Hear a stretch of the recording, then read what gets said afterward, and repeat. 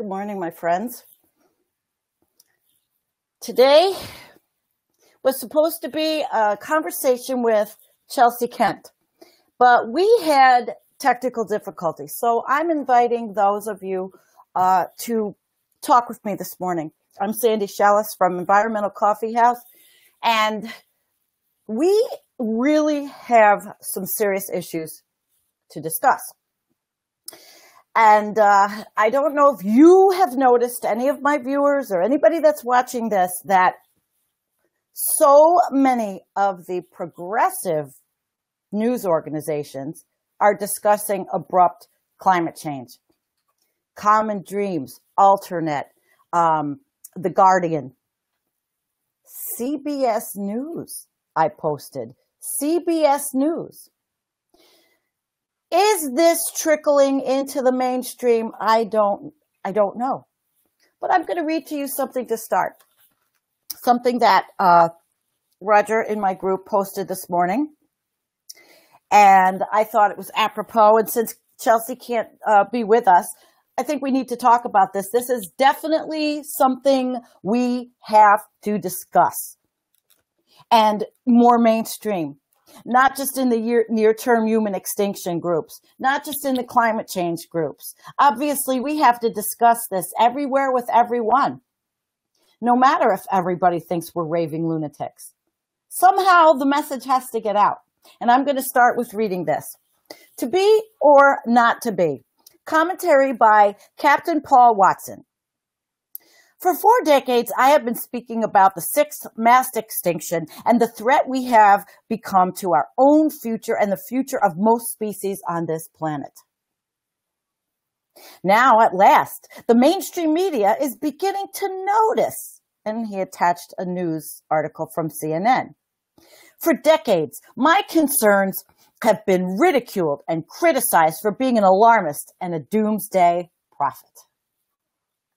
When it comes to ecological threats, humans always seem to do very little too late. There are solutions, but for the majority of humanity, all the real solutions are unacceptable. They want solutions without sacrificing their lifestyles. We have to understand that farmlands will not survive if we kill the bacteria in the soil. We have to understand that 7.5 billion meat-eating, fish-eating primates are rapidly destroying the entire ecosystem of this planet. The life support systems of Earth, our ocean, our rainforest, the biosphere are all rapidly being diminished. If humanity does not reject anthropocentrism and we refuse to abide by the laws of ecology, we will not survive as a species. We will be the victims of our own ignorance and our own arrogance. Homo sapiens have devolved into Homo arrogantus ignoramus. We have become trapped within a matrix of our own creation, living in a world of anthropocentric fantasies and ignoring ecological realities. This diminishment is escalating much faster than we seem to realize. Fisheries have been collapsing for years. Climate change is accelerating. Species extinction is accelerating. Plastic, noise, chemical, and radiation pollutants are poisoning the seas. And less than 3% of humanity understands that if the bees and the trees, worms, and the phytoplankton are diminished, we are diminished. And if these species go extinct, so do we. Since 1950s, we have had a 40% diminishment of phytoplankton in the sea, and phytoplankton supplies over 40% of the oxygen we breathe. No phytoplankton, no humanity. And despite these facts, Norway and Japan are building fleets to mass harvest krill to provide a cheap protein source for livestock. We slaughter 65 billion animals a year and remove tens of billions more animals from the sea, creating more greenhouse gases in the process than produced by the entire transportation industry. And yet most people choose to be unaware, to be willfully ignorant, or they simply don't care. Why is it that the late wolf biologist Dr. Gordon Haber was fined $150,000 for freeing a wolf from a trap, but a man from a prep school in Hawaii received only $1,000 fine and 45 days in jail for viciously killing 17 endangered liaison albatross and causing $200,000 worth of damage to a conservation project? Why is it that over 1,000 conservationists and environmentalists have been murdered, and rarely have the killers been brought to justice? The human race is terrorizing the entire living world and blaming everything but ourselves. Why do we allow sick people like Walter Palmer to practice their perverted sport and call it conservation? Big game hunters are simply sexually and emotionally inadequate people given a license to kill by governments that value profits over our own lives. A few years ago, a ranger in Zimbabwe was severely criticized for killing a poacher who was about to kill a black rhino. Human rights activists groups, they were all appalled, asking how killing a man to protect an animal can ever be justified. The ranger responded by saying that if a man ran out of Barclays Bank in Harare with a bag of money, and if he was a policeman and shot the man in the head, he would have not been criticized. They would have given him a medal for the deed. How is it, he said, that a bag of paper has more value than the future heritage of Zimbabwe? Our values are dictated by anthropocentric desires without any recognition of the ultimate importance of biodiversity. The choice for us, if we are to survive, is to embrace the laws of ecology and learn to live in harmony and with respect for all other species, and to accept that we are part of and not dominant over nature. That was quite brilliant. And he even has more writing where he actually discusses human beings. And are human beings any better than the animal kingdom? And is a human life worth more than an animal life? And as I've gotten older, and as I have been especially down this rabbit hole since I started Environmental Coffee House and before, that was Paul Watson, Cindy Kay. I have learned more than I ever thought I would learn. I have met fascinating people, but I'm going to tell you that I'm not going to stop doing this or be quiet. And if people in my life want to think that I'm a climate alarmist, so be it. And maybe my own family does, so be it. Because I know that when I do take my last breath, that I have done something. As little as it may have been in this pathetic life on this earth. I'm trying. I just hope that everybody that watches this and has listened to Paul Watson's words will really start spreading this message, because there has been absolutely too much bullshit going on. People are fighting. People are squabbling over money, over territory, over a lot of things that aren't going to make a goddamn bit of difference in the end. The sea ice is melting. My friend up in that tracks all this stuff, Torstein Vidal, writes about this every day. Once we have a blue ocean, guys, we might be fucked. So what do we do on a daily basis? I'm going to give you the answers. And that is to get involved locally. You get involved locally. Never give up.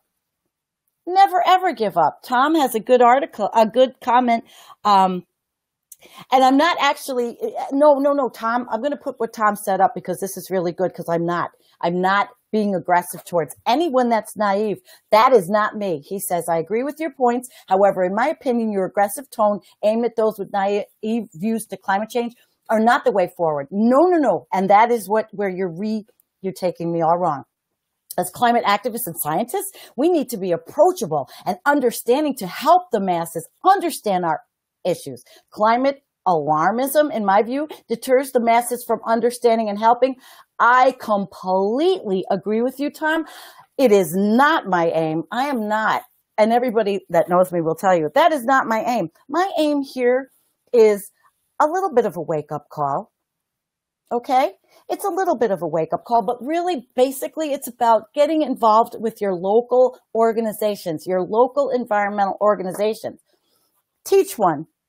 You got to reach one to teach one, Tom.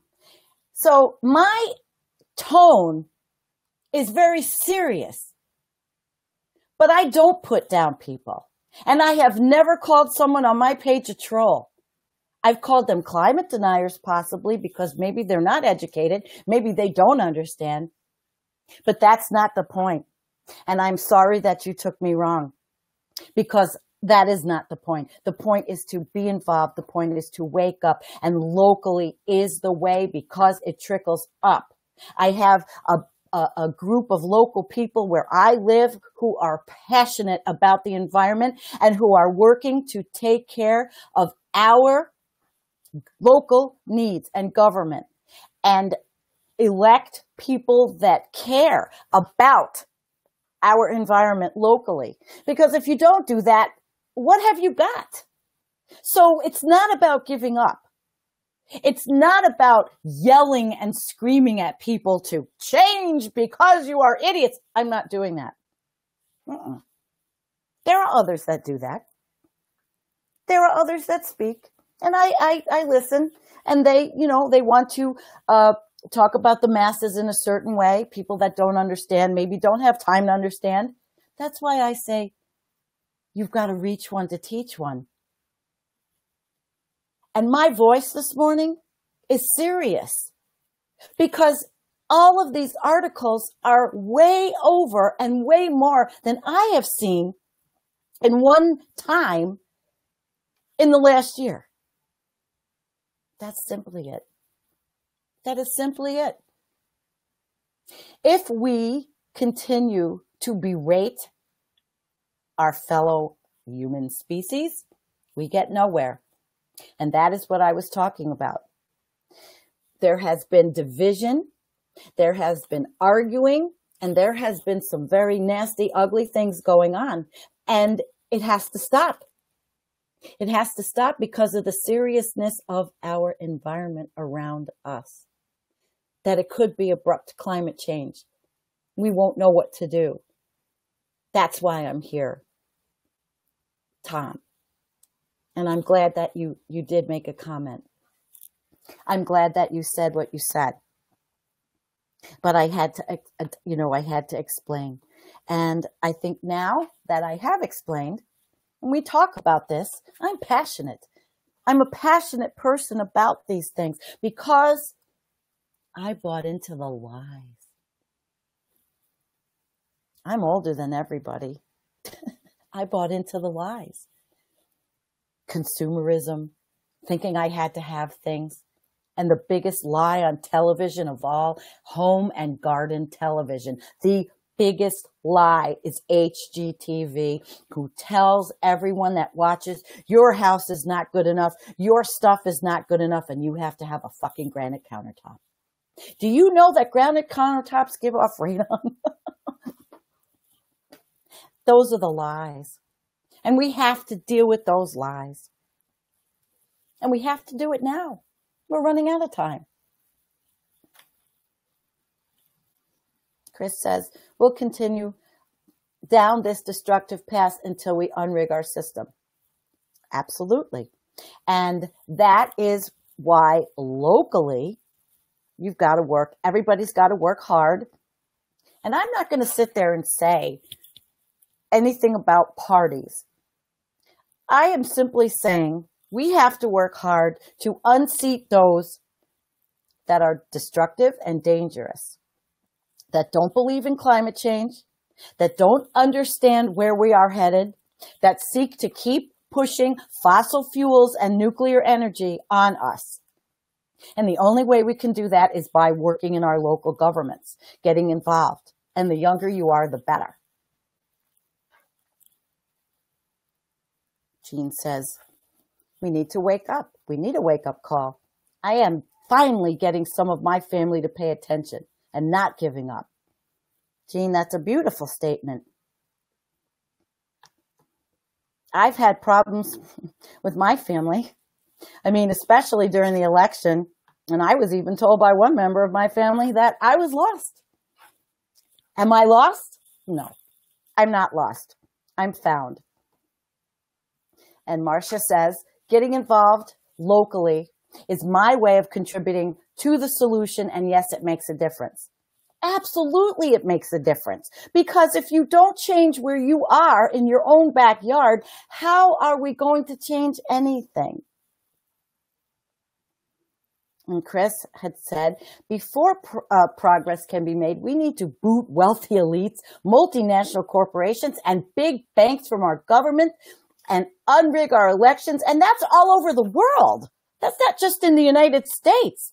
This is a global problem. This is a global problem. And countries have been leaning towards the right, and they care about nothing but unlimited, unfettered growth, fossil fuels. And right, Cindy. Cindy just made an excellent point. The environment is non-partisan. People try to make it a partisan issue, but the environment doesn't vote. You do. I do. And let's hope that we can get a lot more to vote. Please. So please, people, when I talk in a way where I am emotional, I am never, ever calling anyone a name or putting them down. I might once in a while joke. I might call people clueless every now and then. I'm human. I am a human being, and therefore I am completely flawed. And in that way, I almost agree with Dr. Paul Watson, or Captain Paul Watson, however he is called, that humans, I don't think they're better than animals. I don't think they're better than any species. I think we're all living species, and all respect to every living species. And that doesn't include not eating meat at all. Now, some people will argue with me on that point. It's all in how you do it. I am firmly against factory farming, and I bring that up every now and then because I've given up buying anything from the stores like that. And Marcia says, our grassroots activist group is not aligned with any political party. Yeah, exactly. We don't even talk about DC. We are fighting a corporate-owned local government utility, our water district. Absolutely beautiful. And here we are fighting to have radioactive fracked waste staying out. Get out. Don't come in. Don't even come into our county. Because fracking is banned in our state, but we are a New York state that is addicted to fossil fuels with a governor that keeps making deals about it. We don't need pipelines. We need to stop growth. We need to stop building projects everywhere, taking land and habitats away. That's another conversation I had with someone. They're all up in arms in a small town because a developer wants to build, places to live, all these things, take away habitat. People are upset. Instead of finding ways to do with what we already have. There are jobs in what we already have. But unlimited consumption, unlimited, and I'm going to say this, unlimited population growth, and I really don't care if you want to argue with me, email me, environmentalcoffeehouse@gmail.org. All these unlimited things are what is taking us down. And Chris, I love you, Chris. They'll continue to write their own laws, destroy our environmental protection agency and laws. But there are so many good people working on the other side, and we have to see that, and we cannot get discouraged. No matter how frightening the future is. And it could be. We could be gone. Poof. Up in a radioactive little bunch of particles. We could be gone. But each and every one of us, every single day that are awake, just need to keep waking others up. And those that choose not to wake up, they'll follow their own path. Chris, you're very interesting today. We will continue to see situations like Dapple and Flint. Oh, absolutely. There's more. And then there's my friend Stella Martin, who Roger interviewed on our Environmental Coffee House First, where the land in my beautiful state in central New York it was destroyed by toxic waste, and the government is saying it's okay. Well, it's not okay. And that's Camp Constellation in central New York, and I will be there in the beginning of August. I sure will. So I think it is up to us, Chris. And Aisha, you got your tubes tied at 23 to do my part to stop overpopulation. I can't say I did that, but I had one and stopped. And she's 28. And most of what I do is always with her in my mind and my heart. Always. Whether or not she realizes it. Because I think she sometimes thinks Mom is a little overboard. Mom's not. Mom's on the right track. Unfortunately, it's others. And Chris says perpetual wars for profit. Absolutely. All of the above. All of the above. So today, I want to thank you for coming. Share this. I think the words that I read in the beginning were prophetic.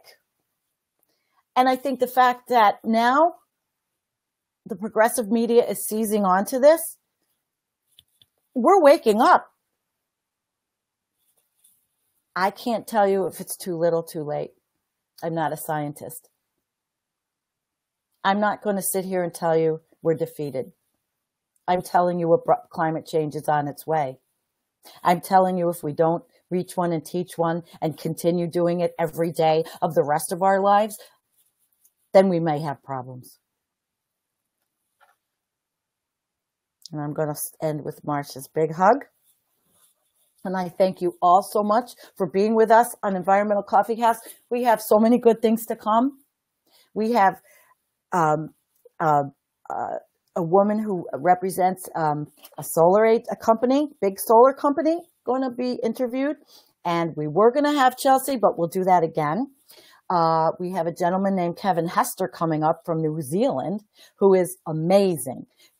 Kevin is also a captain. He has been sailing the seas his whole career. We're going to talk about abrupt climate change. And it may not be pretty. And it may be scary. But if we don't confront our fears, we're nowhere. And I've confronted mine. And I confront them every single day. So everybody, I will have a great day. Because I make it so. Every single day. No matter what. No matter what's coming. And I love you all. Peace. Peace is what we need. And I love you all. Thank you so much.